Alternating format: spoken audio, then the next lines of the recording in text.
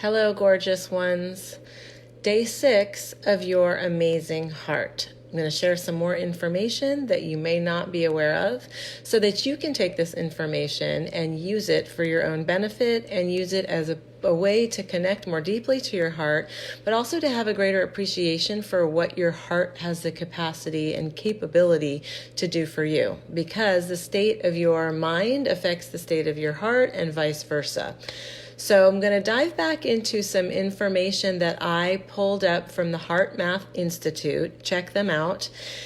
But basically, their research shows that generating sustained positive emotions, which we can create about anything, we could create positive emotions as we think about a loved one that we care for so deeply, or a wonderful memory, or a time that we just felt completely supported, appreciated, and cherished, or time with our animal companions. Anything that creates that positive emotion for you, or a feeling state for you, you can recreate in your mind. And recreating it in your mind actually gives you the physiological experience as though it is happening. So, generating sustained positive emotions facilitates a state called it's a mouthful, psychophysiological coherence.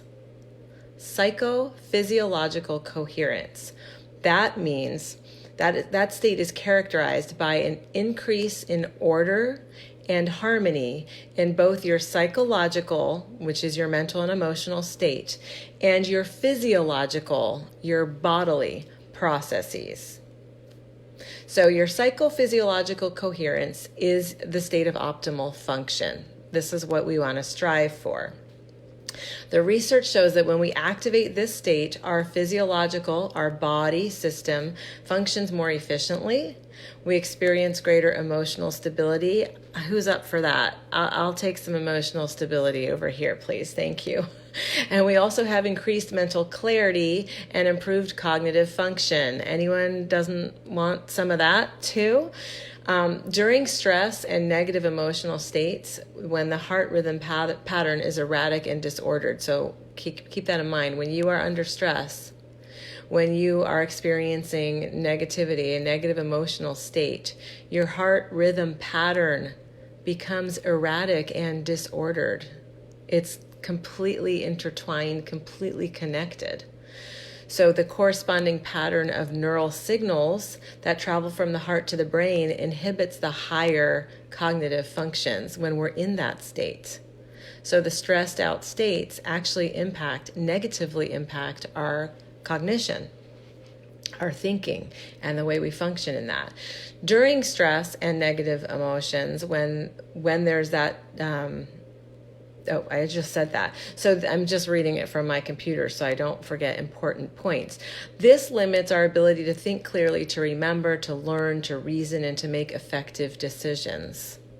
So you've probably noticed that when you feel really stressed out, you're not as clear thinking, and you might be more impulsive in your decision making. You might be more regretful about the decisions that you've made. Let's see. So the heart's input to the brain during stressful or negative emotions also has a profound effect on the brain's emotional processes, which serves to reinforce the emotional experience of stress. So we actually are keeping ourselves in this negative patterning just by what the heart is experiencing and sending those signals to the brain through that patterning of negative thinking and the negative emotional state. Hey, Stacy. So one more important distinction that involves understanding the role, it's about your breathing. So your thoughts and the way that you direct your thoughts and your cultivation of the positive emotional state, which you can create through your thoughts. Another important piece here is what you can create through your breath. And so any of you that have ever done yoga, any of you that have ever done, breath work or any kind of process with the body. Hi, girl. Hi, Gowan. My wife stresses the hell out of me. Yeah, I'm sure she does. And you probably stress her too. I don't know you, but I'm going to go out on a limb and say that's probably the case. And so coming back to the heart center. If you can connect to your breath, that has everything to do with how you experience your coherence as well, the mind-heart coherence that we're looking for. So the role of breathing in the generation of coherence and its relationship to the techniques of the heart math system are definitely worth employing, and I'm going to tell you about them. Our breathing patterns actually modulate the heart's rhythm. That's really important to know. So you can just think of it like when you exercise and you're huffing and puffing, you're fast breathing, and your heart rate is very fast as well.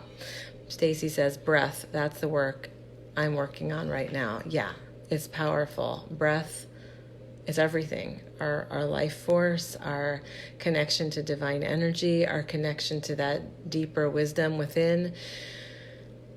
We really can't do much of anything or be worth anything to anyone if we go around disconnected from our breath and with that real shallow, stressful breathing pattern that so many of us fall into quite easily when we are in that stressed state. So you can generate through your breath this coherent heart rhythm simply by breathing slowly, consciously, mindfully, and in a 10-second rhythm.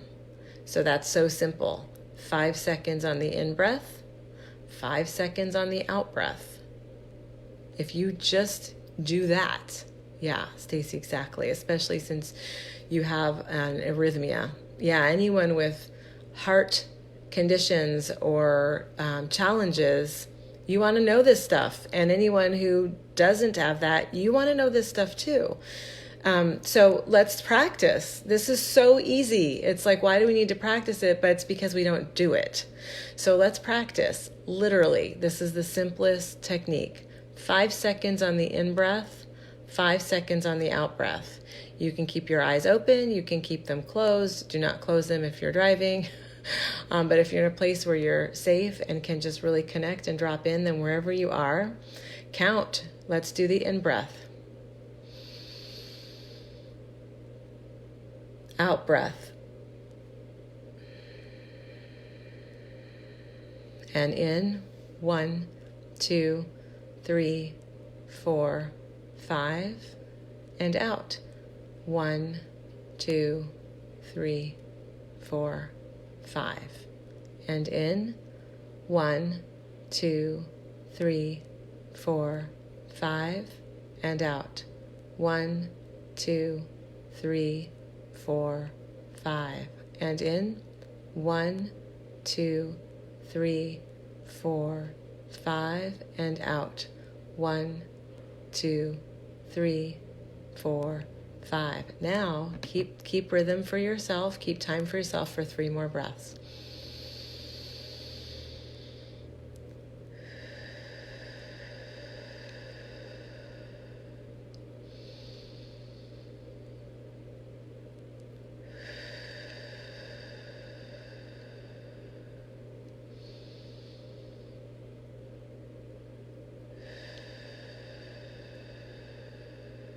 Beautiful. Easy, right? Super easy. And already, I don't know what you're feeling in your body. Type it in if you wish. But I am feeling a totally different presence. I am feeling a totally different settling of my energy, a totally different place of awareness of where I am in my body and where I am in my surroundings. And actually my head, this frontal part of my head feels like someone just soothed it, like rubbed it, like anointed it with something soothing and calming. I feel peaceful. Imagine if we did that. Imagine if everybody did that every day at different intervals before we get to that frenetic state and that super distracted state. And you can. It's the easiest thing. 5 seconds in, 5 seconds out. Breathing rhythmically in this fashion can be a useful intervention. So here's your intervention, people, to initiate a shift out of the stressful state into coherence. This type of cognitively directed paced breathing can require considerable mental effort and can be difficult for some people to maintain. So yeah, that's obvious, right? Because otherwise we'd all just be doing it all the time. So just like with anything else that's important to you, if your mental state is important to you, if your physical health is important to you, if your spiritual well-being is important to you, if your healthy heart is important to you, try this technique. Use it. Practice it. Do it every day. I am actually using it in a practice to create more coherence between my brain and heart as well, and I'll share that with you probably in my next video. Sending you deep, peaceful breaths, a deeply peaceful mind, and a coherent mind, heart, brain.